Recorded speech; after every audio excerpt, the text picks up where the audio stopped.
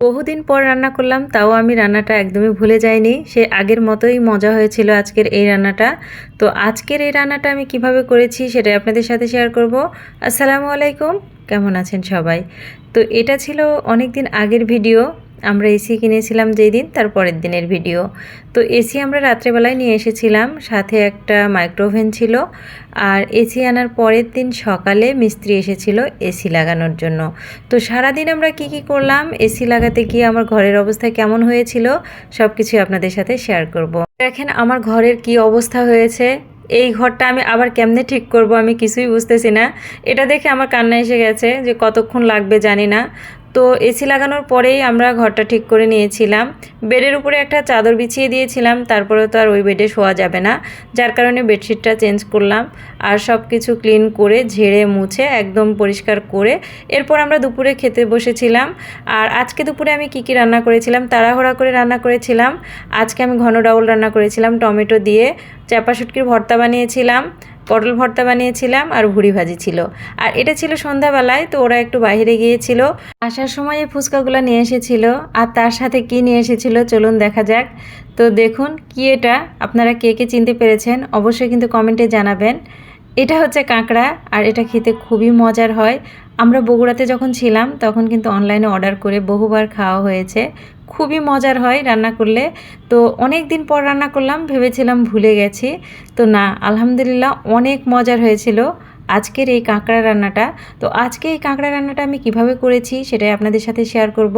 হলুদ লবণ দিয়ে সুন্দর করে মাছ ভাজির মতো করে কাঁকড়াগুলো খুব ভালো করে ভেজে নিয়েছি। আর এভাবে ভেজে রান্না করলেই কিন্তু খেতে খুবই মজার হয়। তো আপনারা যারা প্রথমবার রান্না করবেন অবশ্যই কিন্তু এভাবে ভেজে নেবেন। তো দেখুন আমি সবগুলা কাঁকড়া খুব সুন্দর করে ভেজে নিয়েছি, একদম মুচমুচাও না আবার একদম নরমও না। তো এবার আমি পরিমাণ মতো পেঁয়াজ দিয়ে দিলাম। কাঁকড়াতে কিন্তু পেঁয়াজটা বেশি পরিমাণে দিতে হয়, আর এটার গ্রেভিটা খেতেই কিন্তু খুবই মজার হয়। তো এমন একটা ইনগ্রিডিয়েন্টস এর সাথে আমি মেশাবো আজকে, আপনারা হয়তো অনেকেই জানেন না, আবার অনেকেই জানেন। তো আমি কিভাবে রান্না করেছি সেটাই আপনাদের সাথে আজকে শেয়ার করছি। তো পেঁয়াজটা সুন্দরভাবে নেড়েচেড়ে একটু ব্রাউন কালার আসা পর্যন্ত ভেজে নিলাম। আর এরপরে আমি কাঁচামরিচ, আদা রসুন জিরে বাটা দিয়ে দিলাম।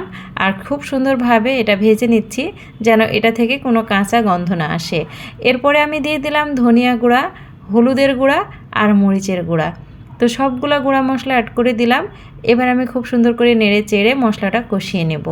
মশলাটা কষানোর সময় একটু তেল কম হয়েছিল, এই ফাঁকে কিন্তু আমি হালকা একটু তেলও দিয়ে নিয়েছি, ওটা স্কিপ হয়ে গেছে। এরপর আমি পরিমাণ মতো পানি দিয়ে নিলাম, আর মশলা আরও কিছুক্ষণ ভালোভাবে কষিয়ে নিলাম। আর এটার মধ্যে এবার আমি সেই ভেজে রাখা কাঁকড়াগুলো দিয়ে দিলাম। তো এটার সাথে আমি সরিষা বাটা অ্যাড করেছিলাম, সেটা স্কিপ হয়ে গেছে, ওই মুহূর্তে আমার ফোনটা অন করতেই মনে নাই। তো আগে দিয়ে দিয়েছি, তারপরে কিন্তু মনে হয়েছে। তো যাই হোক বলে দিলাম। তো এই কাঁকড়া রান্নায় কিন্তু অবশ্যই আপনাকে হয় কাসুন্দি নয়তো সরিষা বাটা, দুটোর একটা দিতেই হবে। আর অবশ্যই কিন্তু গোলমরিচের গুঁড়া দিতে হবে, কালো গোলমরিচের গুঁড়া 1 টেবিল চামচের মতো দিয়ে দিলাম। আর এটার জন্য ফ্লেভারটা অন্য লেভেলে চলে যাবে, আর এটা খেতেও কিন্তু দারুণ লাগে। তো এর আগে আমি ইউটিউব দেখে এই রান্নাটা করেছিলাম, বগুড়া থাকতে বহুবার রান্না করে খেয়েছি, খুবই মজার হতো। আর এবারেরটাও কিন্তু অনেক মজার হয়েছে। আর এরা যে এত মজা করে খাবে আমি বুঝতেই পারিনি। তো এই তো রাতের খাবার দিয়ে দিয়েছি। তো রাতের বেলায় নিয়ে এসেছিলো, কাঁকড়া রান্না করলাম, আর দুপুরের গুলোয় ছিল। তো সবাই ভালো থাকবেন, আল্লাহ হাফেজ।